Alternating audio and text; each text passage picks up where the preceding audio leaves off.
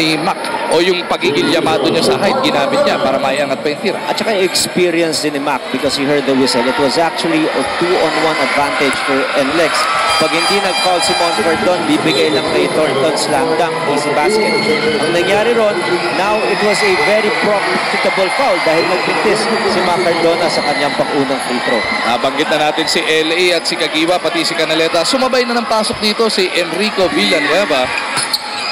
As Cardona splits, gets NLEX up to 5 points.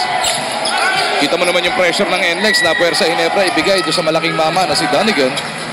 Tenorio will be bothered by Linganay. Forced to give it up. Kagiwa kontra Cardona. Iikot muna nila.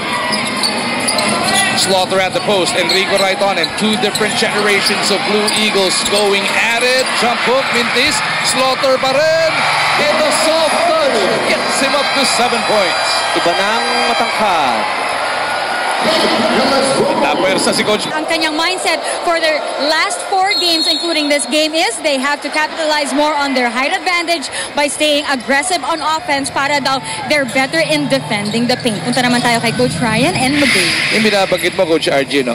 Iba na ang matangkad, pero ito si Greg may kasamang skill set at sipag. And a different kind of aggressiveness that is totally different from what we used to see dito kay Greg. Look at him, just defending on a single coverage and was able to make almost a stop. Kasi dati, historically pag makita mo to si Greg parang malamya, kulang sa effort.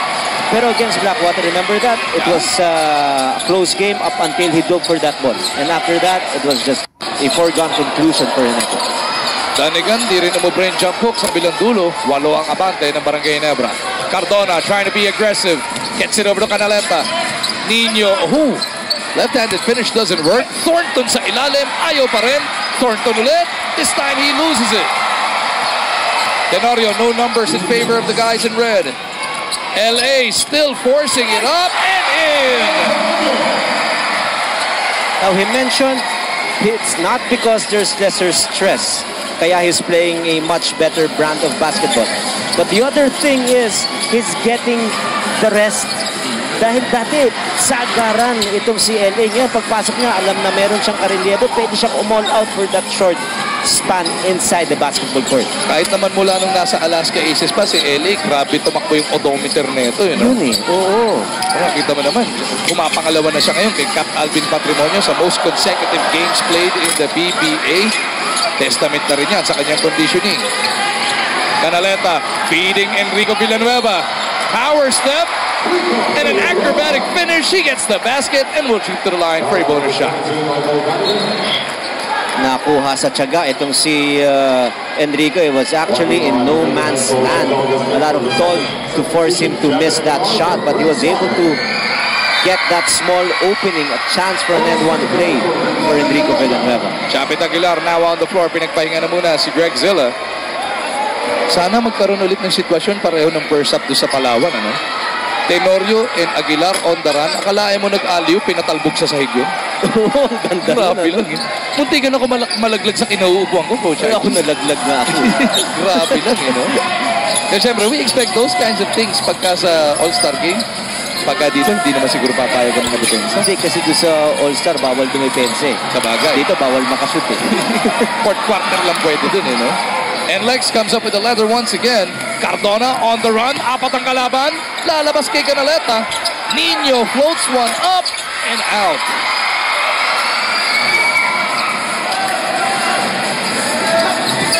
Wala na pong 1 minuto natitira sa ating unang yugto dito sa Antipolo. Pagpapatuloy ng ating PBA Wednesday. Ginebra looking for win number 5 and Lex pinabaril ang kanilang ika-4 as Dunigan bounces this one home. Undersized itong NLEX compared harder to guard yung kanyang perimeter jumper. Enrico, mga Araro, will earn for himself a trip to the line for 2 shots. Nakita mo naman, napapahiyaw pa dito. Yan yung Enrico of old. Hindi old Enrico. Yan yung talagang napamahal siya at tapaasar din yung ibang PBA fans sa kanya sa kanyang klaseng mga performance. Itis ka lang yung una. Mark Kagiwa has a word with him. Baka naubo sa iyaw. Yanay troops to the bench. Jonas Villanueva is back on the floor. Enrico takes care of the second. Play has 5 to try and generate one down the middle. Tenorio Mintis, kanya rin yung rebound at inabot ng foul. It's just shot clock recognition for the very wily L.A. Tenorio. Alam niya, he was able to get that defensive rebound, but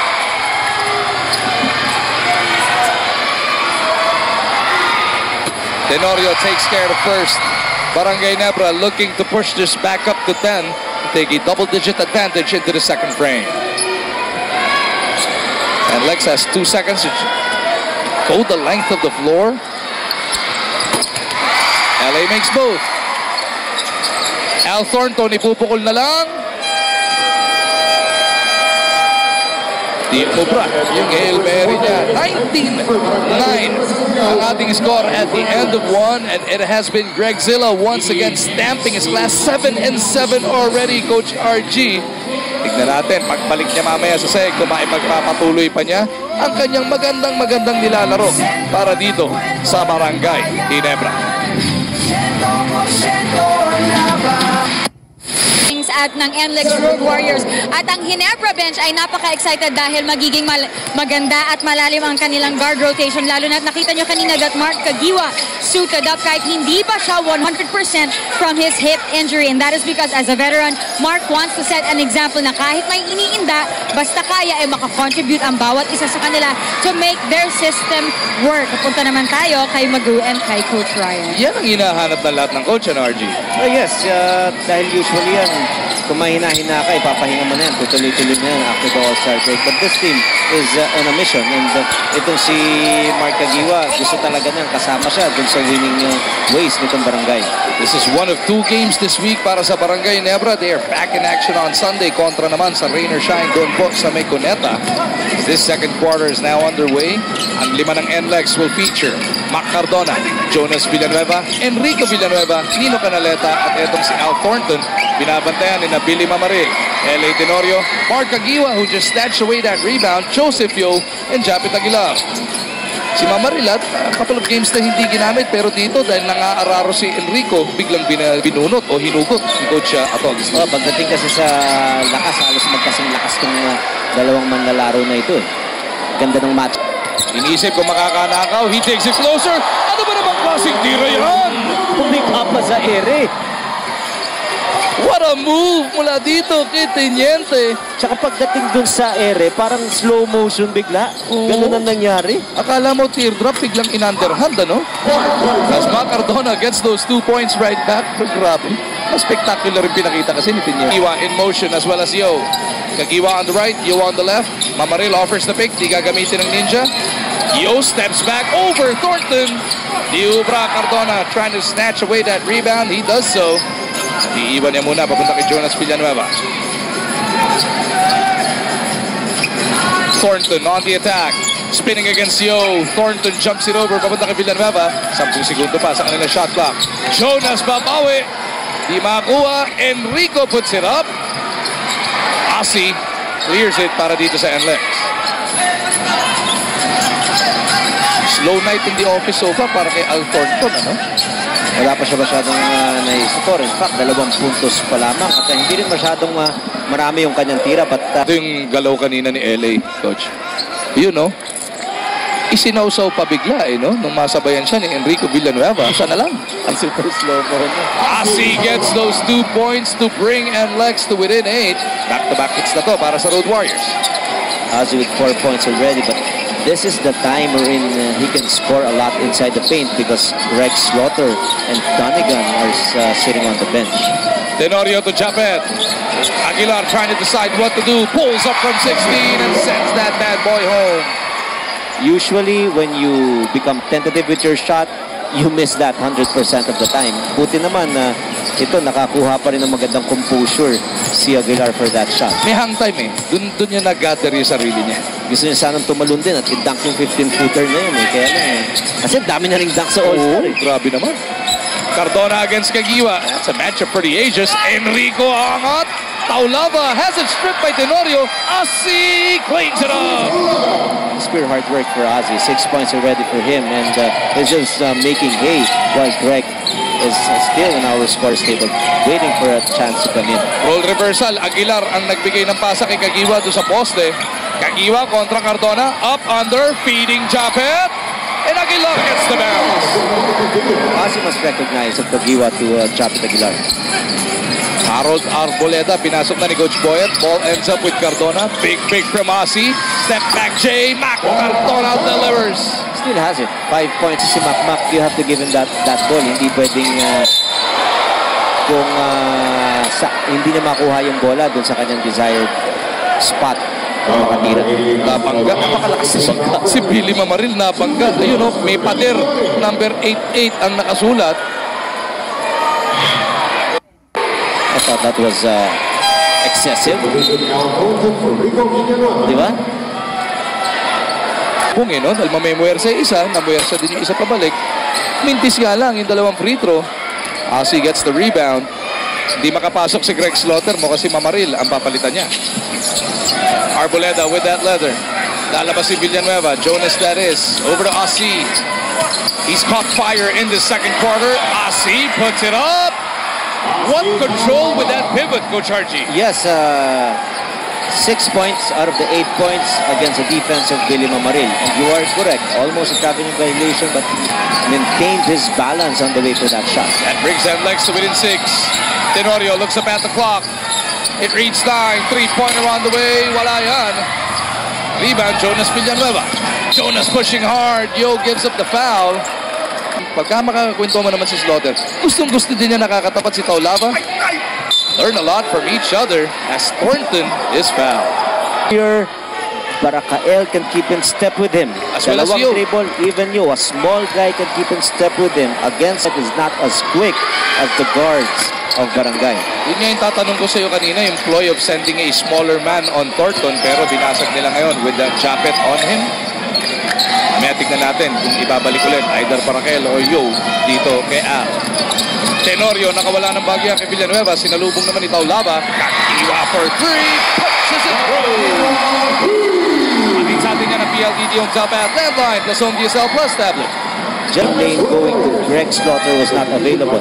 But on that back terms of field goal percentage, in fact, they're only 13% in the first quarter. Dunnigan puts up a wild one. And Lex on the attack. Jonas to Thornton down the middle. Inabot ng foul. Etong Enlex, yun, bago matapos yung laro, bago sila madisgrasya ni Jason Castro, tapos sa SMB naman, 21 yung hinabol nila bago nila sinungkit yung panalo. Very, very slow start kasi sila, natatambakan. Pero ang importante ron, meron silang bounce back genes. Nakakabalik pa rin sila, pero it's not gonna be like that every day. Minsan yun, bakit hindi pa kumarga ng maaga? At yun naman ang nangyayari sa kanila rito. They were down by as big as 12. Good thing they were able to get their good rhythm offensively here in the second. Munti ka na mga ball hugging violation doon. Ito si Greg Slaughter. As we Coach White, they have to work on their ball movement. Balik sa inyo. That is exactly the point that we were trying to raise. Masyadong mabagal yung kanilang panimula. Parang testing pa itong kalaban, but he never really can score in the bundle. Good thing for Enlex, they were able to wake up. And Ozzy Taulava was the anchor when they made an offensive run. They started to score on streaks. Ito yung oras ni Ozzy naka-score na maganda. Barangay Nebra is a team that averages 89 per night. Problema, namimigay din sila ng 85 per contest as Villanueva misses on that 3. Yo to Slaughter. Kagiwa on his left. He goes up na sana kay Dunnigan. Play broken up by the defense of the white shirts of Enlex. Thornton still in the backcourt. Cardona to Villanueva. Back over to Jonas. Atin sa atin yan ang PLD. For a wide open jumper. Ball movement is a lot better now in the second quarter for Enlex. Yo to Slaughter on the roll. Greg Zilla overcooks it. Arboleda para sa rebound. Enlex pushing it. They can tie with a long one. Jonas wants them to get into their set. They go to Taulava. Ozzy backing up against Greg. Tutulong si Dunnigan. Cardona puts it on the floor. Passes it out. Thornton for the tie. Diubra, pero Arboleda picks it up. came in, his team was down by as big as 11 points. But now that he's out, his team is only down by 3 in terms of plus-minus. Maganda yung plus ni Makmak dun sa short stint niya inside. Para kay El, binalik din para naman dito kay Yo. And dun sa ilalim, nagbabakbakan si Dunigan at si Thornton sa pwestuhan. He wants to pick up that fourth foul on Thornton. He wants to put him on that NLEX bench. But Thornton plays it clean. Dunigan sends it home. A big handicap right now for Al Thornton, as what we've mentioned. 3 fouls already, and he is tasked to guard itong si Dunigan. He can only do token resistance in first half. Ito na naman, yung salampak ni Mad Mike Dunigan. Parang mas bagay sa kanya yung Mad Mike. Maganda rin yung Mad Mike. Mad Mike, alam mo naman, galit palagi ito eh. Tsaka di ba minsan inuuntog na yung ulo niya eh. Huwag lang sa pader. Kamay lang. Tsaka atsyado naman yan, di masyado malakas yun. Pero ito, Coach RG, yung pinagkikwento natin kanina sa kabilang dulo, it is Barakel fouling Thornton. Mac Barakel back playing defense on Al Thornton. They did a good job in the first quarter. Well, now they're playing the zone. And that is probably the cue for the shooters to shoot from the outside para rito sa Ginebra. JJ Hildebrand dribbles it closer. 14-footer is good. Etong si Thornton. Barakel right on him. Thornton backing up, spinning up, under. Halos nakahiga na on the fadeaway. Al Thornton delivers. The first really? Oh, look at that high-low inside to Thornton. Wala na magagawa si Macdo. Still up by 4. Oh!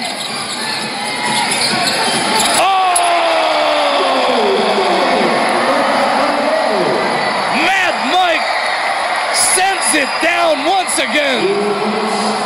NLEX is just forced to play the zone. And the reason for that is they want to nurse the foul of Thornton. But I don't think they're ready for that zone. Just a lot of gaps here present para rito sa offense ng Ginebra. Borboran, fearless drive. Ball is being batted around. JJ has Dunigan ahead. Jonas Villanueva did not want any part of that poster. He gives up the foul to send. Take a look at this once again.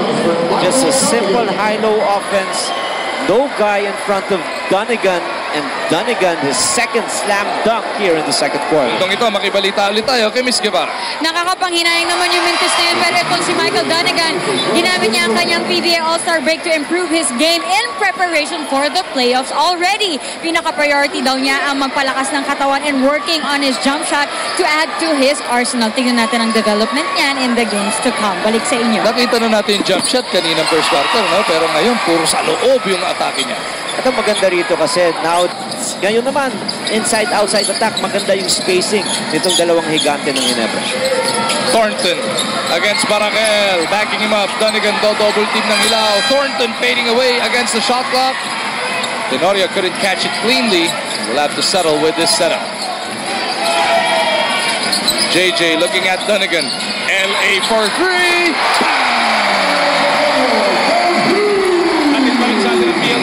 Landline plus Home Diesel Plus tablet.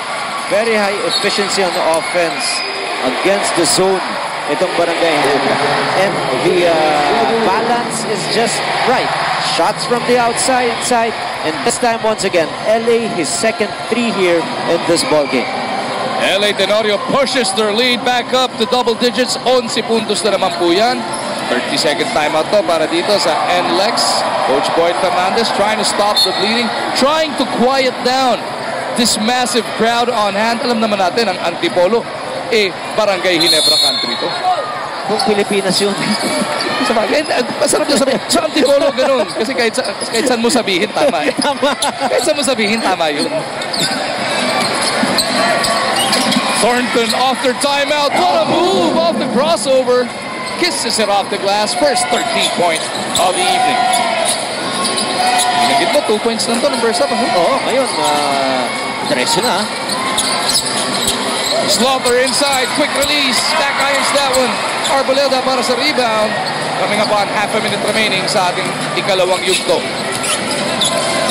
Arboleda waiting for some movement. They want everybody to clear out para dito kay Al.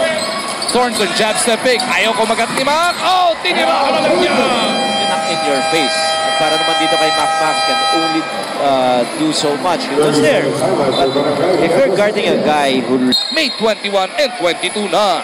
Napakaswerte naman nitong mga kababayan natin sa Dubai. Dahil tatlong teams, pero dalawang laro. Yan. Meron kang Romeo kontra Lee sa May 21. And then Romeo kontra Kagiwa sa May 20. Ano pala? Lee kontra Kagiwa sa May 22. Shot doesn't work. Linganay puts it up.